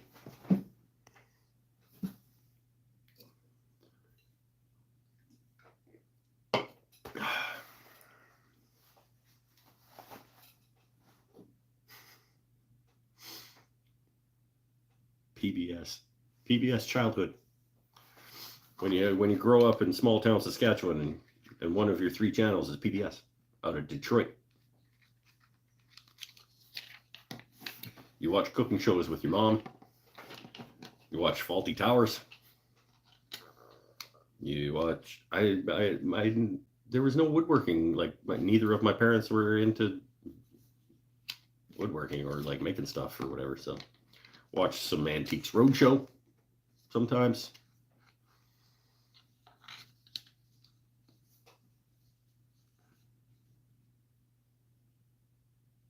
Red Dwarf was on there. That was a cool show. And then you get CBC and you're watching figure skating and Hockey Night in Canada. Watch this guy on TikTok that sells crawfish. Can't even eat seafood. I just like the New Orleans accent. Okay, cool. I don't watch anything on TikTok. I should. I keep trying to convince myself, like, dude, you got to be where the people are. If you business Mike needs to be where the people are. Got to get on TikTok. Just fucking hate it. I just hate the whole concept. Oh, damn it. I gave you guys another square. Fuck. Oh, it's another one. See? Just let it happen. Just let it happen. And yeah. I've met Roy. He's awesome. His daughter is also a hand tool woodworker. Okay, cool.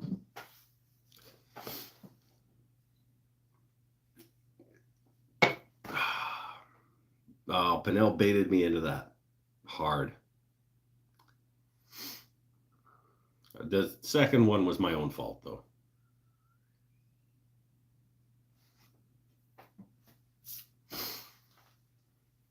Instagram is good if you only check it every other day. I check it, yeah, maybe about that. And I don't follow a lot of people, and I don't post a lot of things, and it was cool until it basically just became TikTok.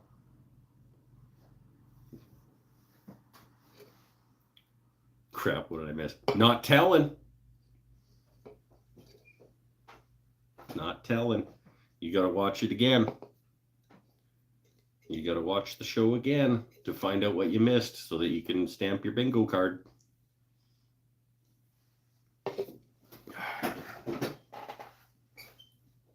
But we are going to wrap it up.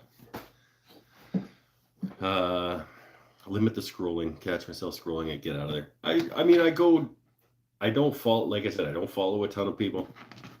I follow people that I like and respect and they inspire me. And once I get to like the point where I've seen this stuff or it tells me like, you're caught up, just turn it off. Because I don't want to see all the dumb suggested for me things. For some reason, Instagram thinks that I want baseball highlights, and I don't at all.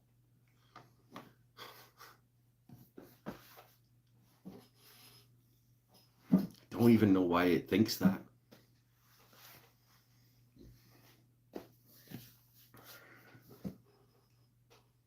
Anyway, I'm going to check my sheet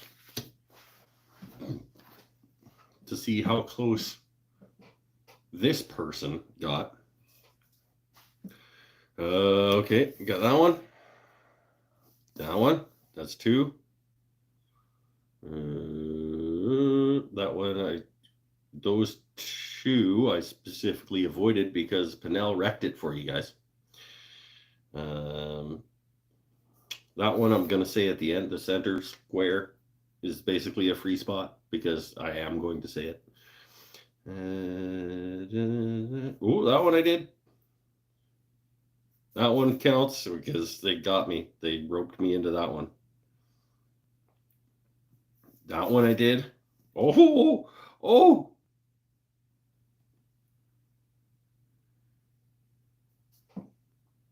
Okay, so 1, 2, 3, 4, 5, 6. I got 6 of them. They are not in a row. This person did not win this week. Whoever sheet this is did not win this week, but I did 6. You got 5? Well, then you missed one, my friend. Well, one of them I haven't done yet. I'm pre-circling the center spot.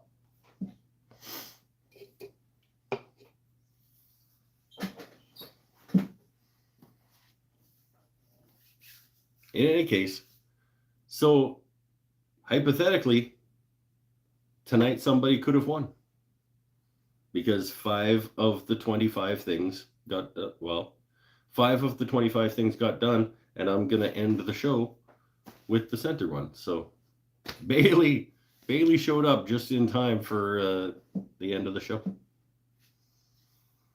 Are these bingo cards cumulative? Do I keep the X's from this week? No, it has to all be during one show. I said that in a Patreon post that you should have read. And I even said it earlier tonight. What are they? No, that's not how this works, Beckham. You need to pay attention and mark them off when they happen. Or you can go back and it doesn't have to happen during the live show. If you can send me a picture of your card or tell me that you got a line and which line it is, and I can double check because I know what cards everybody got. So you can watch the whole show again and check off everything that happened that you have on your card. And if you get a line, doesn't matter when it happens. It doesn't have to happen live. I haven't seen Amy live for a long time. Talked to her the other day too when I sent out the cards. She was like, sorry, I haven't been around. I'm like, stop it. She's like, I watch them after. I'm like, it's fine. It's fine. We're still friends. It's good.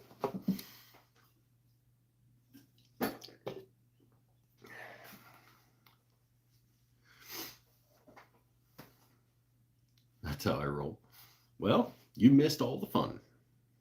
It was pretty fun. It was a pretty fun show. And hell, there's a possibility that we could get some more of these. We're still going.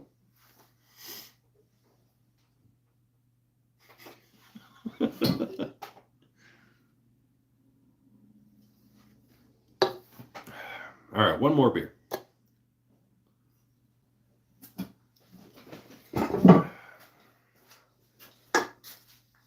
One more beer, we'll wrap it up.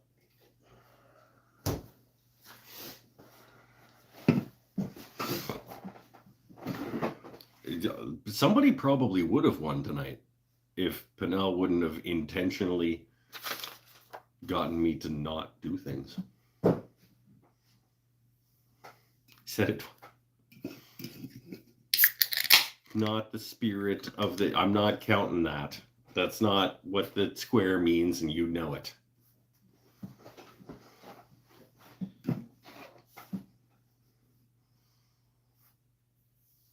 So if we each rewatch it to see if we missed a square. Oh, yeah, that's what I'm trying to do. I'm trying to get you guys to all watch this twice so that I can make an extra 70 cents or whatever. That's the whole goal of this whole endeavor. Says one more beer more than once. Don't wreck it. Don't wreck it for everybody. We all know what I meant by that square. I'll take back the Veritas change, the Veritas Band-Aid.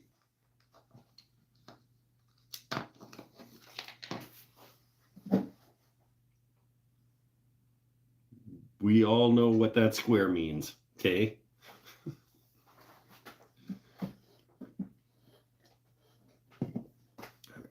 Technically true.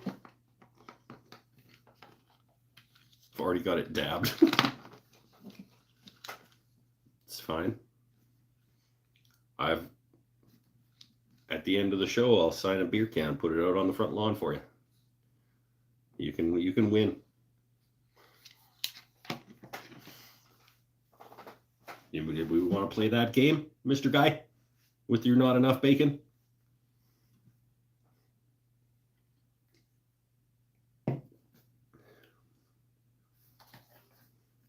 Bacon shaming you right now. That's what's happening.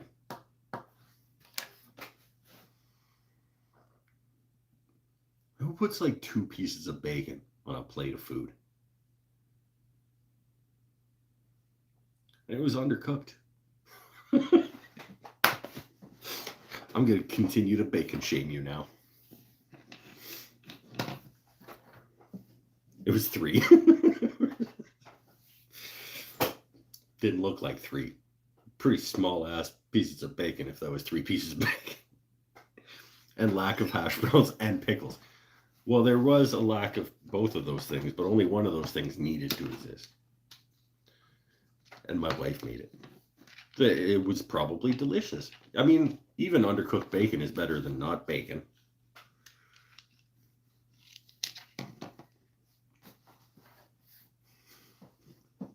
But I don't really like hash browns. Come on.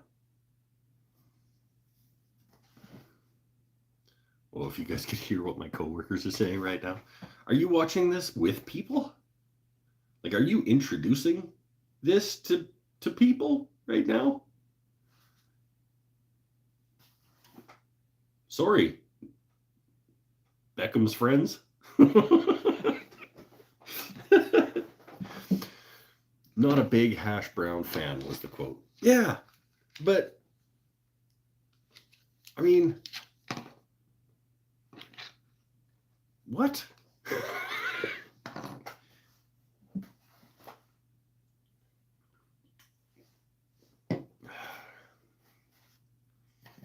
So Beckham has this on one of the screens at work that is supposed to have prisoners on it. Somebody's escaping right now because you're watching this instead. Quick, comb your beard. Other people are watching. I'm not. Who am I trying to impress? Come on. If it's a choice between bacon and hash browns, it's always bacon. Why would that be a choice? What? I mean, yeah, I guess. But, like, it doesn't have to be one or the other.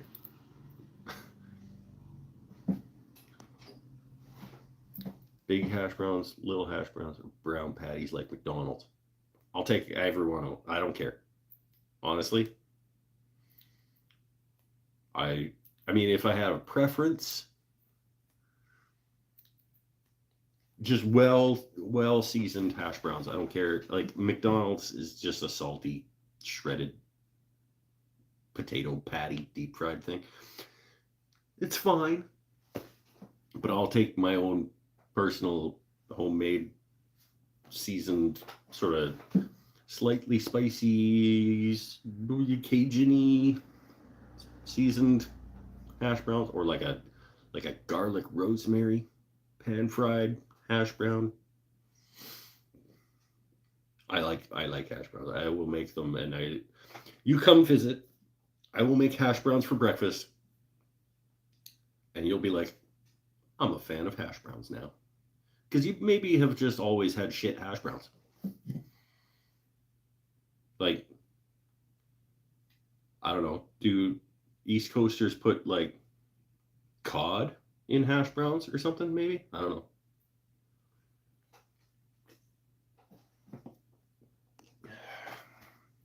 If the homemade, I doubt you're cutting the McCain's thin. I do like, I have like the frozen bag of McCain's, like little mini cubes. I'll take a frozen bag of that and I'll pour them into a frying pan and season them up, and they will be better than most hash browns. I won't put any cod in it, or like pineapple fresca.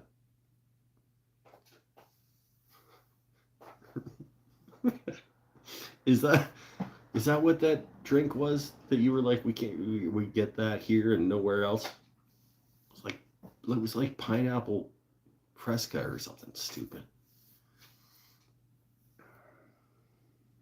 Was it fresca? Was it crush? It was pineapple crush. That's what it was. Pineapple crush. That's what I knew. It was pineapple soft drink of some kind. Just found a nice Allen key with a black handle on it. It came with a nicer tool, but I can't remember which. Yeah. A tea style, or I guess, what would that be? A not tea style. Does the Allen key go this way and the handle goes like that, or does it go the other way? Anchor miter fence. Maybe. I don't have an anchor miter fence. It's one of the things. Remember the other week we were talking about, like, hey, maybe Mike, to get out of his shop funk, needs to just buy a new tool. Miter fence was on that short list. I was like, I've never had a nice miter fence or a nice miter gauge. I could buy a really nice miter gauge for a couple $100 and like it would be a valuable investment that I would enjoy using. And I probably would have got like an Incra or something.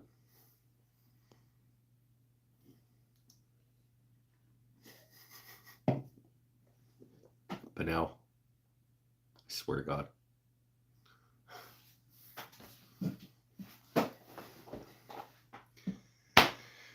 Anyway, let's wrap it up. Stay healthy. Maybe we don't get that square tonight. The middle square was supposed to be just a free one, but apparently I can't even say it. Anything that keeps fingers away from the blade. Yeah. Yeah, good call. Incra 1000 SE or whatever it was. Under 150 USD on sale. Yeah. That's... But I'm in Canada and we get ripped off on everything. So yeah, like I would have guessed that getting it to my house probably would have been about $200. Thanks for a few more minutes. I got you. Eric Hubakabaka showed up just in time for the sign off. What are your favorite 4 S words?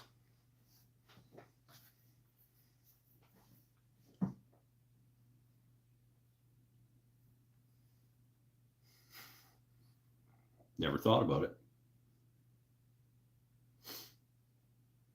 Serendipitous?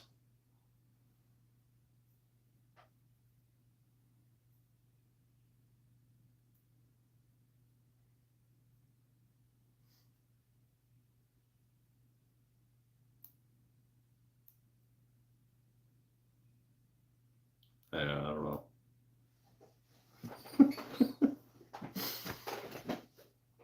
No, you've been here? Oh, okay.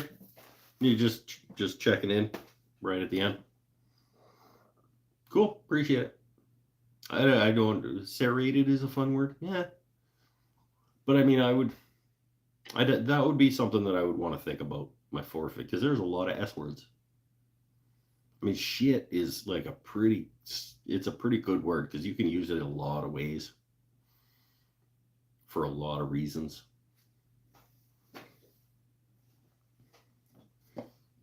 It's tough. Serendipitous is I mean, it's fun to say. It's cool. It's a useful word. It's probably, even if I thought about it for a while, it would probably be on the list.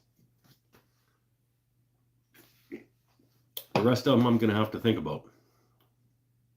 So, until I come up with an answer, stay happy, stay healthy, stay safe, everybody. Thanks for coming. We'll see you next time, which is probably Monday the what, Pinnell? 15? Which is apparently the anniversary of something.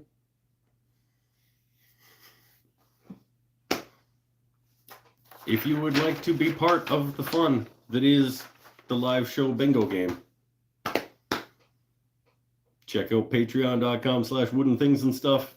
Sign up, and I will send you your own personal bingo card. And you can play this game too.